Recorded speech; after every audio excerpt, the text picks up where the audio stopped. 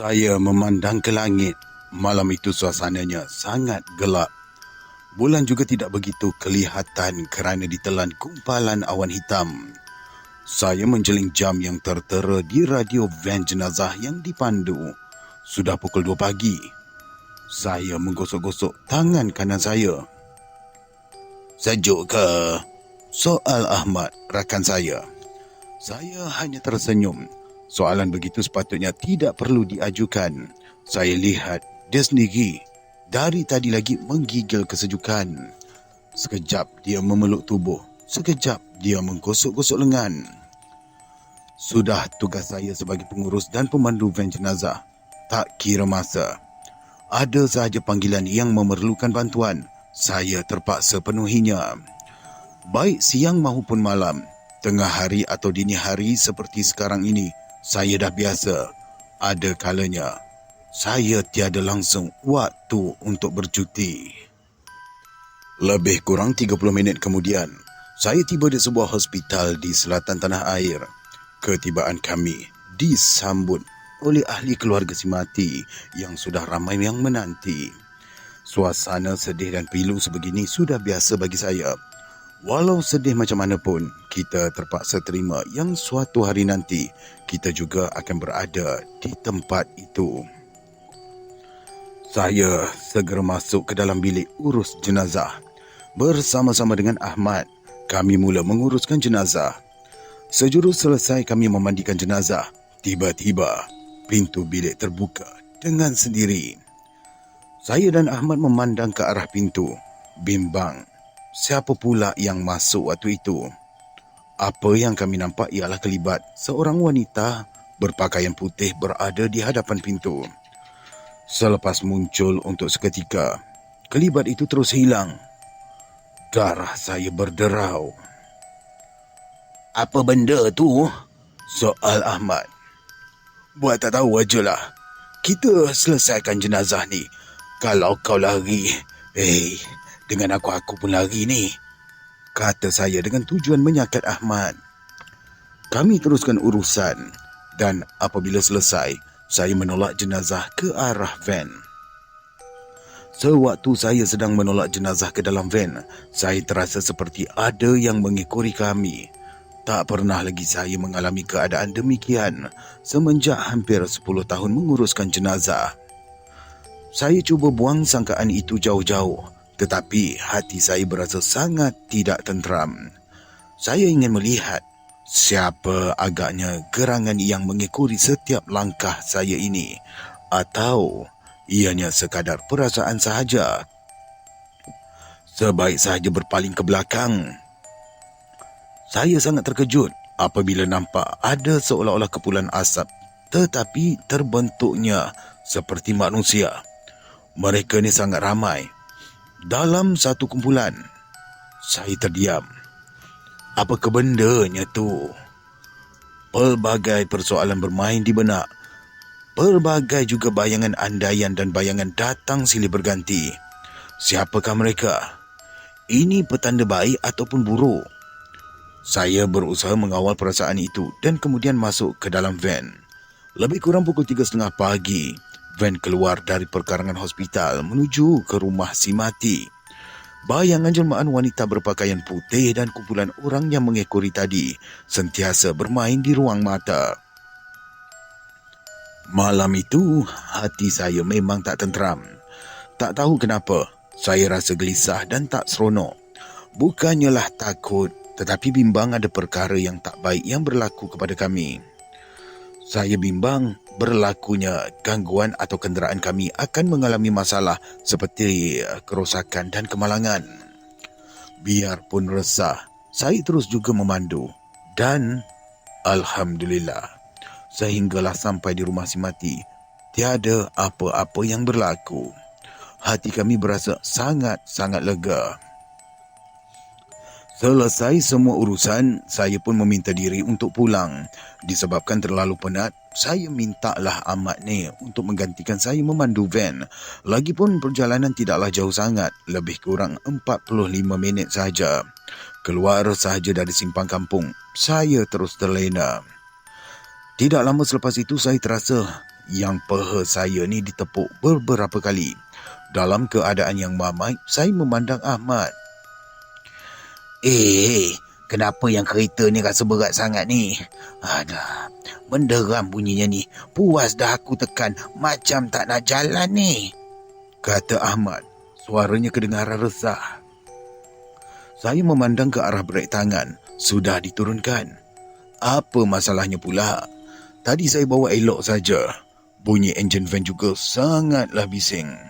Saya meminta Ahmad berhentikan van di tepi jalan. Apa masalah pula ni? Soal saya. Entahlah weh, tadi elok. Tiba-tiba je aku rasa macam berat semacam. Terus van jadi macam ni, balas Ahmad sambil menggaruk kepalanya yang tidak gatal. Saya menekan pedal minyak beberapa kali. Bunyi enjinnya sempurna, elok macam biasa.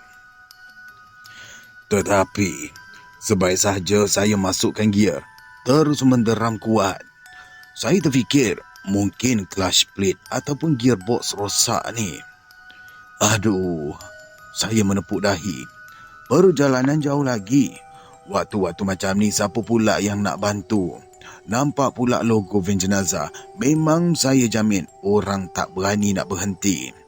Kalau betul lah clutch plate ataupun gearbox rosak, memang nahaslah kami. Macam mana ni Ahmad? Soal saya. Weh, entahlah weh. Aku pun tak tahu ni. Tidur dalam van je lah kita ya, balas Ahmad. Saya mematikan enjin van. Setelah itu, sekali lagi saya cuba menghidupkannya. Saya goncang gear beberapa kali, kemudian mencubanya sekali lagi. Keadaan sama berlaku. Van tidak mahu bergerak. Sewaktu saya sibuk mencari kerosakan itu, Ahmad yang berada di luar van tiba-tiba saja berlari masuk. Pintu van ditutup dengan kuat. Terasa sampai bergegar dibuatnya. Dah kenapa pula kau ni Ahmad? Soal saya apabila melihat dia tercungap-cungap. Weh, ada orang lah kat belakang van, balas Ahmad. Suaranya cemas, nafasnya termengah-mengah. Orang mana pula kau ni? Kan kita berdua je ni, soal saya. Saya pun turun dari van dan menuju ke belakang, lalu mengetuk-ngetuk pintunya sambil memberikan salam. Perlahan saya membuka pintu kenderaan kami itu. Saya lihat tak ada siapa pun kat situ, hanya keranda saja.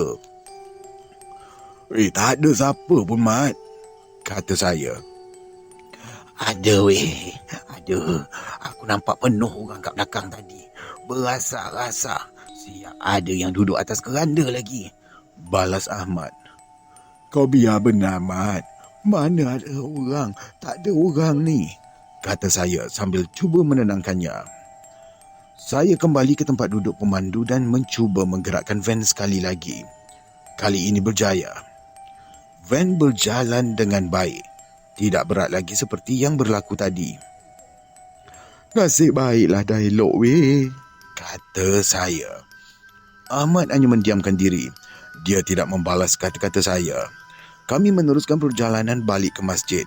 Namun tidak sampai 10 minit perjalanan, perkara sama berlaku sekali lagi. Van terasa sangat berat untuk bergerak. Sekali lagi, saya memberhentikan van di tepi jalan. Aduh, jadi lagi lah weh, saya mengeluh. Sudahlah macam tu. Tiba-tiba van rasa bergoyang-goyang. Saya memandang Ahmad. Dia juga memandang saya. Saya rasakan seolah-olah ada orang yang menggoyang-goyangkan van. Tapi siapa? Makin lama, makin kuat goyangnya. Saya rasakan punca itu datang dari arah belakang van. Saya turun untuk melihatnya. Belum sempat saya membuka pintu van, dari luar tingkap, saya nampak seperti ada orang di belakang. Saya memandang pula ke arah tayar. Kelihatan tayar masuk ke dalam seperti ada muatan yang penuh. Biar betul ni weh, kata saya dalam hati. Darah saya berderau. Pun begitu, saya cuba memberanikan diri membuka pintu van. Pelik. Apabila dibuka, Saya tak nampak sesiapa di dalamnya, tetapi suhu di belakang terasa sangat-sangat panas. Penglihatan saya juga sedikit kabur dan nafas seperti lemas, seolah-olah saya berada di dalam lingkungan manusia yang sangat ramai. Nak tumpang ke? Kalau nak tumpang, duduk elok-elok ya, kata saya spontan lalu menutup pintu van. Saya kembali ke tempat duduk pemandu. Ahmad menegur saya. Dia bertanya saya bercakap dengan siapa. Entahlah, aku tak nampak pun. Tapi aku rasa macam ada orang kat belakang, jawab saya. Habis macam mana ni? Soal Ahmad. Kita bawa je lah van ni balik. Kalau tunggu pun belum tentu dia turun, jawab saya. Ahmad setuju dengan cadangan saya itu. Saya meneruskan perjalanan dengan van yang berat dan sarat. Enjin menderam kuat, tapi van hanya dapat bergerak paling laju pun 40 km sejam. Minyak yang tadinya lebih pada setengah kini cepat menurun. Kalau macam ni, rosak jugalah van kita ni ya, kata saya kepada Ahmad. Semasa dalam perjalanan juga, saya perasan ada beberapa buah kereta menghalakan lampu tinggi dan membunyikan hon ke arah kami. Apa yang mereka nampak, saya tak pasti. Perjalanan ke masjid sepatutnya berbaki lebih kurang 20 minit. Terpaksalah dilanjutkan selama 40 minit. Kami tiba di masjid sebelum masuk waktu subuh. Pagar masjid belum lagi dibuka. Kau nak balik dulu ke? Ke kau nak tunggu subuh? Soal saya. Dah tak lama ni. Balik kang tak datang dah. Tunggu je lah sekejap. Setengah jam je lagi kan? Balas Ahmad. Saya dan Ahmad pun duduk di kerusi batu dan berbual mengenai kejadian yang berlaku tadi. Saya bagi tahu Ahmad, sebelum ini tak pernah berlaku perkara sedemikian. Mungkin makhluk itu ingin bergurau ataupun menguji kami. Dalam hati saya berkata, nasib baik masa itu kami berdua. Kalaulah saya seorang, cuak juga rasanya. Sedang kami berbual, tiba-tiba terdengar seperti pintu van terbuka. Spontan mata kami memandang ke arah van. Kami nampak pintu belakang sedikit terbuka dan van juga seperti bergoyang-goyang. Kelihatan seolah-olah ada orang turun dari van dan kemudiannya beransur-ansur kenderaan itu semakin meninggi. Kami langsung tak nampak apa yang keluar dari pintu belakang itu. Cuma apa yang kami dapat lihat ialah van bergerak-gerak. Selepas itu, pintu van kembali tertutup. Dah keluarlah tu agaknya, kata saya. Siapa yang keluar? Kata Ahmad. Entah, aku pun tak tahu. Adalah tu benda menumpang, jawab saya lalu dibalas Ahmad dengan senyuman. Mungkin dia berasa lega. Itulah kali pertama dan terakhir kami menghadapi keadaan sedemikian. Selepas kejadian itu, semua urusan kami berlangsung seperti biasa. Van jenazah juga langsung tidak rosak. Kami tak pasti apa sebenarnya yang mengganggu malam itu, tetapi saya dapat rasakan itulah ujian yang patut kami lalui. Allah mahu menguji keberanian kami. Semenjak kejadian itu juga, setiap kali ada kematian pada waktu malam, saya pasti akan mencari teman untuk dijadikan teman. Bukanlah saya takut, tetapi untuk mengelakkan perkara yang tidak diingini berlaku.